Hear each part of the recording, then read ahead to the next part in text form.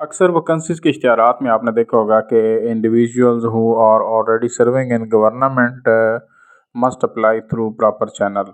तो ये proper channel क्या है? बेसिकली ये प्रॉपर चैनल जो है एनओसी ऑब्टेन करने का नाम है कि आप जिस डिपार्टमेंट में ऑलरेडी सर्व कर रहे हैं, पार्टिकुलरली जो गवर्नमेंट और सेमी गवर्नमेंट डिपार्टमेंट्स के अंदर जो इंडिविजुअल्स काम कर रहे होते हैं, तो उनके लिए ये एनओसी ऑब्टेन करना बहुत ज़्यादा मैंडेटरी होता है। तो आज की इस वीडियो के अंदर हम ये ट्राई करेंगे कि इंडिविजुअल्स को गाइड कर सकें कि एनओसी कैसे हासिल की जा सकती है और इसकी अहमियत क्यों इतनी ज़्यादा मानी जाती है। तो इस वीडियो को अगर आप देखते हैं कि ये आपको लिए मुफीद साबित होती है, तो प्लीज़ आप हमारे चैनल को लाइक भी करें, सब्सक्राइब भी करें, शेयर भी करें। Thank you. एनओसी ऑब्टेन करने के नंबर 1 पर जो स्टेप आता है वो होता है कि आप अपने डिपार्टमेंट की जो मरवजा पॉलिसीज़ हैं, जो कवानीन हैं, जो रेगुलेशंस हैं, जो ऑर्डर्स हैं, जो रूल्स एंड रेगुलेशन बने हुए हैं, उनमें चेक करें कि दूसरे डिपार्टमेंट में अप्लाई करने के लिए डिपार्टमेंट्स ने क्या रूल्स एंड रेगुलेशन सेट किए हैं। तो वो पॉलिसी लेटर आपके पास होना चाहिए एटलीस्ट। वो आप कहाँ से आ सके? वो आप अपने जो डिपार्टमेंट के क्लैरिकल स्टाफ है, जो आपके डिपार्टमेंट के अंदर सेक्शनल जो स्टाफ होता है, आप उनके पास जाके, जो आपके ऑर्डनरी रूम्स होते हैं, आप उनके पास जाके उनको बता सकते हैं और उनसे ये कॉपी हासिल कर सकते हैं कि आपके डिपार्टमेंट की पॉलिसीज़ क्या होती है। कुछ डिपार्टमेंट्स ने एज की लिमिट सेट की होती है, भाई आपने इतनी एज से पहले अप्लाई नहीं करना होता। कुछ ने सर्विस की लिमिट सेट की होती हैं और कुछ ने क्वालिफ़िकेशंस की लिमिट सेट की होती हैं और कुछ ने किसी तरह से। तो वो रूल्स एंड रेगुलेशंस आपने सबसे पहले ऑब्टेन करनी है अपने डिपार्टमेंट से और उसके बाद आपने देखना है कि क्या आप उन जो डिपार्टमेंट ने रूल्स एंड रेगुलेशन सेट किए हुए हैं, क्या उनको आप फुलफ़िल कर रहे हैं।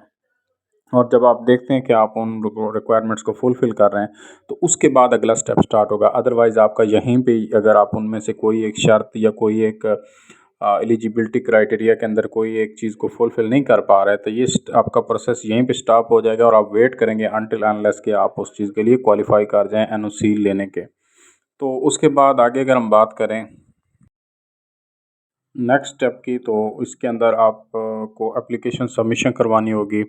अब ये एप्लीकेशन सबमिशन का प्रोसेस जो है, इसके अंदर एक कंप्लीट फॉर्मेलिटीज़ होती हैं और उनको आपने फुलफ़िल करते हुए आपने वो एनओसी सबमिट करवानी है, उसकी एप्लीकेशन सबमिट करवानी है। तो उसका प्रोसीजर वो कुछ इस तरह से है कि आप सबसे पहले आप एक फॉर्मल एप्लीकेशन लिखेंगे और उसमें बताएंगे कि आपको एनओसी चाहिए, आप एक डिपार्टमेंट से दूसरे डिपार्टमेंट स्विच करना चाहते हैं। तो आपने जो डिपार्टमेंट के गिवन रूल्स हैं, आपने उनको फुलफ़िल कर लिया है और आप उनको फॉलो करते हुए आपको एनओसी चाहिए, तो वो फॉर्मल एप्लीकेशन में आप मेंशन करेंगे। और उस एप्लीकेशन के साथ आपने जो रूल्स एंड रेगुलेशंस हैं उनकी कॉपी लगानी है, ताकि जब आपकी एप्लीकेशन आगे जाए तो वो आपके सीनियर्स पढ़ेंगे और उसमें से देखेंगे कि हाँ, आपने वो गिवन रूल्स एंड रेगुलेशन जो है ना फॉलो कर लिए हैं और आपकी जो एप्लीकेशन है बिल्कुल आप उसके मुताबिक एलिजिबल हैं।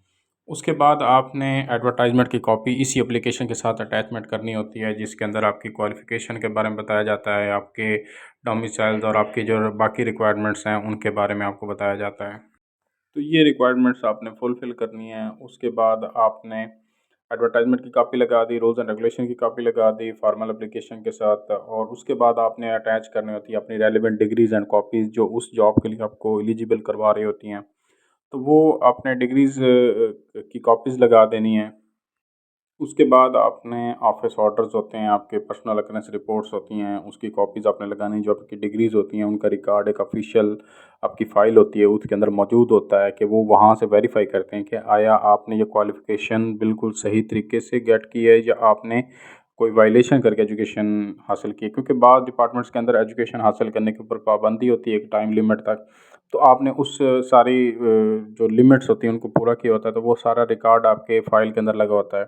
उसके बाद आपकी जो नेक्स्ट चीज़ आपने इस एप्लीकेशन के साथ लगानी होती है वो है, जो आपको वक्तन-फ़वक्तन चीज़ें बताई जाती हैं आपको अप्लाई करने के लिए या एनओसी ऑब्टेन करने के, तो वो चीज़ें डिपार्टमेंट टू डिपार्टमेंट वैरी कर रही होती हैं। अब कुछ डिपार्टमेंट्स होते हैं जो अपने स्टाफ को एनओसी ग्रांट करने से पहले उनसे ऐसे लिखवाते हैं, या उनकी इंटरनल डिपार्टमेंट उनकी ये थोड़ी कॉम्पिटेंसी चेक करने के लिए छोटा-मोटा एग्ज़ाम कंडक्ट कर लेते हैं, या सीनियर्स का पैनल बिठा देते हैं, या कोई भी उस पॉलिसी के मुताबिक चीज़ें वो बताई होती हैं कि उसके मुताबिक इंडिविजुअल्स को जज करने के लिए उन्होंने वो फ़ॉर्मेलिटीज़ आपने पूरी करनी होती है। ये जो आइटम्स आपको बताएँ, ये फ़ॉर्मल एप्लीकेशन के साथ सारी चीज़ें आपकी लग जाएँगी। उसके बाद जो नेक्स्ट स्टेप है वो ये है कि आप अपनी एप्लीकेशन को अप्रूवल के लिए प्रोसेस कर दें। उसमें ये होता है कि सबसे पहले आप अपने सीनियर जो इमीडिएट बॉस होता है, आपका जो इमीडिएट सीनियर ऑफिसर होता है, आपके जो इंचार्ज होते हैं, आप उनसे साइन करवाते हैं, उनसे अप्रूव करवाते हैं। फिर आप अपने सेक्शन का जो हेड होते हैं, जो आपके कमांडिंग ऑफिसर होते हैं, या जो आपके बॉस होते हैं, जो आपकी मेन आपकी कमांड कर रहे होते हैं, लीड करते हैं, आप उनसे कराते हैं। वहाँ से साइन होने के बाद फिर जो आपके ज़ोन के हेड होते हैं, जो उस पूरे सर्कल को या आपके ज़ोन को हेल्ड कर रहे हैं, आप उनसे अप्रूव कराते हैं। और आखिर में फिर जब उनसे हो जाते हैं तो फिर आप उसको फाइनल अप्रूवल के लिए जो फाइनल अथॉरिटी आप हेड ऑफ़ डिपार्टमेंट के पास भिजवा देते हैं। जब उनके ऑफिस में जाती है तो चूँकि एक पूरी चेन ऑफ कमांड को प्रोसेस होकर वो एप्लीकेशन पहुँची होती है, तो यूजुअली वहाँ पे वो एप्लीकेशन रिकमेंड हो जाती है फाइनली, और आपको जो हेड ऑफ़ डिपार्टमेंट का दफ़्तर है वहाँ से आपके लिए एक एनओसी बनकर आ जाती है। तो अब बात करेंगे कि ये इतना हेक्टिक प्रोसेस और इतनी लंबी चौड़ी ये चीज़ें क्यों ज़रूरी हैं। बेसिकली जो लोग गवर्नमेंट सर्विस कर रहे हैं या सेमी गवर्नमेंट सर्विस कर रहे हैं, तो उन लोगों के पेंशनरी बेनिफिट्स होते हैं, उनके सैलरी बेनिफिट्स होते हैं, और उनके बाकी जो ग्रेजुइटीज़ और उनके जो अलाउंसेस होते हैं या उनके जो एरियर्स वगैरह होते हैं, तो वो सारे उनकी सैलरी और उनकी सर्विस के साथ काउंट हो रहे होते हैं।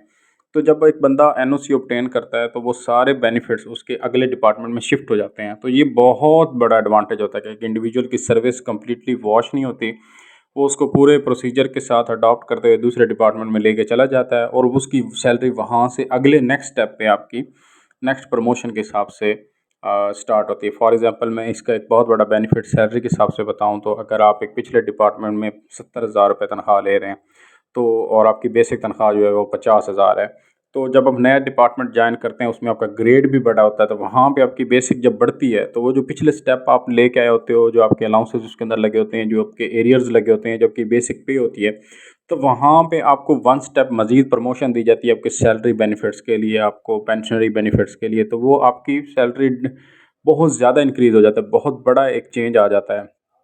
बाज़ दफ़ा इतना बड़ा चेंज होता है कि आपकी डबल डबल ट्रिपल से भी ज़्यादा हो जाती है।